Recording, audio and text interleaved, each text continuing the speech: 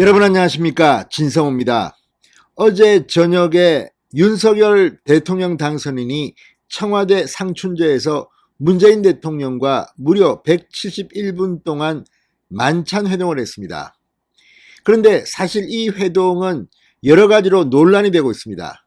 먼저 이 회동을 하기 전에 이미 인사 문제는 상당히 해결됐습니다. 감사위원, 문재인 대통령이 추천하더라도 감사원장이 아마 노할 겁니다. 또 한국은행 총재는 이미 끝났습니다. 그래서 의제는 상당히 자유로웠던 것 같습니다. 그런데 언론에 보도된 것만 보면 실제 그냥 덕담만 나누다가 끝난 것 같습니다. 무엇보다 윤석열 당선인이 초미의 관심을 보이고 있는 용산 대통령 집무실 이전에 대해서는 예비비 확정도 아직까지 안 해주고 버티고 있습니다.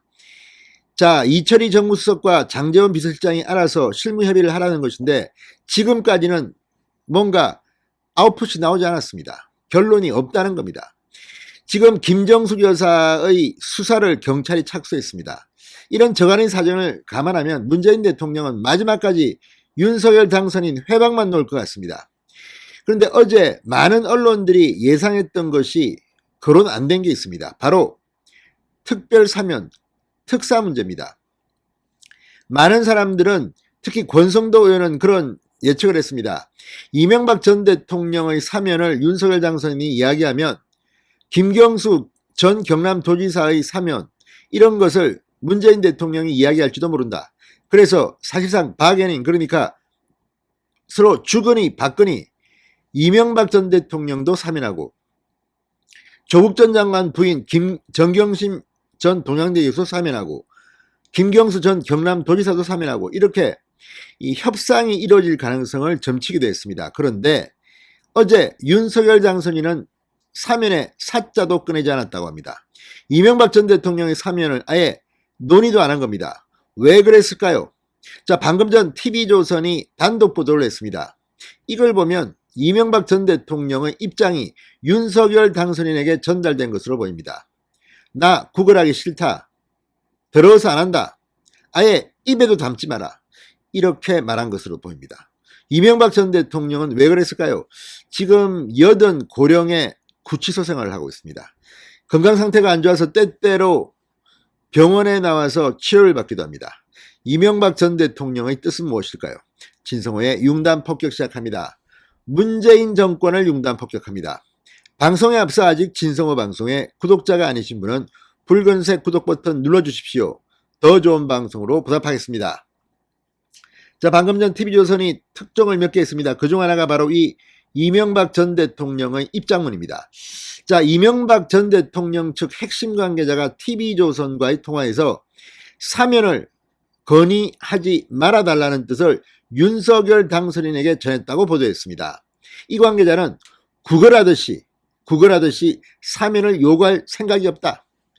이 뜻을 윤석열 당선인 측에 전달했다. 그러면서 이명박 전 대통령도 변호인단에 그런 취지의 뜻을 밝혔다고 말했습니다.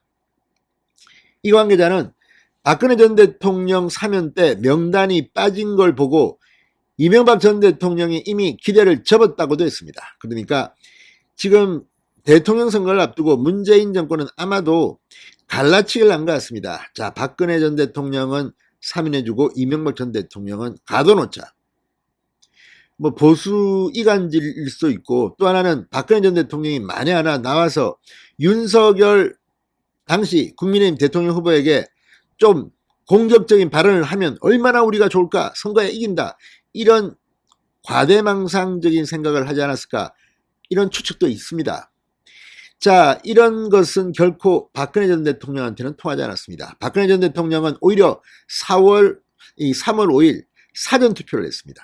어르신들, 사전투표는 부정선거일 수 있다는 걱정 때문에 사전투표를 안 하는데 박근혜 전 대통령이 몸소 실천해서 투표율을 끌어올렸다는 그런 평가도 받고 있습니다. 또 선거 때까지 한마디도 하지 않았습니다. 이래저래 말을 하면 보수 지지층은 움직이지만 중도층이 이탈할 수가 있기 때문에 최선의 선택을 한 것이라는 평가를 받고 있습니다. 자, 그런데 이때 박근혜 전 대통령을 석방하면서 이렇게 한 것은 사실상 이 보수 유권자들에 대한 이간질 이런 게 아닌가 싶습니다. 자, 그리고 지금 여든의 고령으로 지금 건강도 좋지 않은 이명박 전 대통령, 그럼에도 불구하고 나는 구걸하지 않겠다. 윤석열 당선인 그런 말 하지 마. 문재인 만나면 하지 마. 하지 마라 말이야. 내가 김경수 이런 사람하고 박연임 밭해야 되겠어? 이런 취지로 해석됩니다. 자, 이 실제 윤 당선인은 예상과 달리 171분간의 긴 문재인 대통령과의 만찬회동에서 한마디도 이명박 이자도 꺼내지 않았습니다.